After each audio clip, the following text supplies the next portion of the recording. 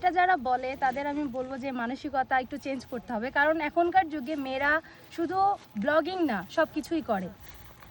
এখনকার মেয়েরা পড়াশোনা করতেছে, চাকরি করতেছে, ডাক্তার, ইঞ্জিনিয়ার সব কিছুই হচ্ছে। সো ওই অ্যাঙ্গেল থেকে যদি দেখি আমরা, তাহলে সবাই কিন্তু কোনো পেশায় আছে। এখন আমরা যারা ফেসবুক, ইউটিউব নিয়ে কাজ করতেছি, আমরাও কিন্তু এটা আমাদের একটা কর্মস্থল। সো ওই হিসাবেই দেখতে হবে। এটা বউ ব্যবসা যদি যারা বলে, তাদের আসলে মানসিকতা চেঞ্জ করা উচিত। ভাই আপনার কাছে কি মনে হয়, এটা কি বউ ব্যবসা মনে হয় না অন্য কিছু? ভাই সবাই তো সব রকম কথা বলবি, কারণ আমরা মিডিয়া জগতে আছি। মিডিয়া জগতে মনে করেন অনেক ধরনের মানুষ ভালো মন্দ কথা বলবে, এখন সবার কথা তো কান দিলে হবে না, হ্যাঁ, তাহলে আর তো আমরা হচ্ছে সামনে আগাতে পারবো না। মিডিয়া হোক বা যারা এই মিডিয়া প্ল্যাটফর্মে আছে, মেয়ে ছাড়া কোনো কাজই চলবে না। এখন সে কারো বউ, কারো বোন বা একটা নায়িকা যাই হোক, সেও তো কোনো না কোনো মানুষের বউ হইতে পারে, বোন হইতে পারে, আত্মীয় স্বজন হইতে পারে। আর বউ দিয়ে করার কারণে বউ ব্যবসা না। মেয়ে ছাড়া তো একটা মিডিয়া জগতে কোনো কাজই হবে না। কোনো যে কাজই করুক, একটা শর্ট ফিল্ম করবে, একটা মেয়ের ক্যারেক্টার লাগে, যাই করুক মেয়ে ক্যারেক্টারটা লাগবেই। মেয়েছা জমবে না আর কি। আচ্ছা আপনারাই দেখবেন না, যারা ভিউয়ার্স আছে, মেয়ে যে ক্যারেক্টার নেয় ওই ক্যারেক্টার তারাই দেখে না। আচ্ছা আপনি কাকে দেখে অনুপ্রেরণা হয়ে আপনি বউ দিয়ে ভিডিও বানানো শুরু করছেন? আমি কাউকে দেখে না, আমি হচ্ছে 2012-13 সাল থেকে আমি মনে করেন ভিডিও করি। দেন হচ্ছে আমি তখন সিঙ্গেল আর কি ভিডিওগুলো করতাম। আর যেহেতু আমি বিয়ে করছি, দেন হচ্ছে চিন্তা করলাম যে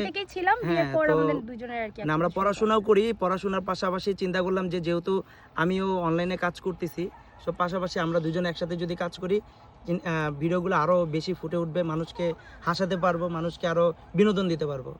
এই চিন্তা করে অ্যাকচুয়ালি হচ্ছে আমরা দুজন। এই যে এটা এর সাথে কয়দিন থেকে আমাদের অনেকগুলো ফানি কন্টেন্ট হয়েছে, যেটাতে লাখ লাখ ভিউজ হয়েছে, দেখছে অনেকেই। অনেকগুলো কন্টেন্ট আমরা করছি। আমাদের কন্টেন্টগুলো আসলে আপনারা যারা দেখেন না সবাই দেখবেন আশা করি। আচ্ছা আপনার পাশে যাকে রাখছেন আপনি, উনি তো হিরো আলমের নায়িকা, আপনার কাছে কেন? আসলে আচ্ছা, হিরো আলমের নায়িকা এটা আর বললেন না। কেন শরম লাগে? না, লজ্জা লাগে না, যেহেতু ওনার পাশে আছে এখন ওনার বোন। তো আর হিরো আলমের নায়িকা বললেন নাকি, এটা যদি বাদ দেওয়া যায়, এটা কিভাবে দেওয়া যাবে বলতে পারবেন? আচ্ছা আপনি হিরো আলমের কত নম্বর নায়িকা ছিলেন? আমি ওনার 16 নাম্বার নাকি 16 16 নম্বর নায়িকা ছিলেন ছিলাম। আপনি? নাম্বার দিছিল সে না নাকি? না, আমার জানার মতে আরো বেশি হবে। 42 নম্বর নায়িকা ছিলেন আপনি?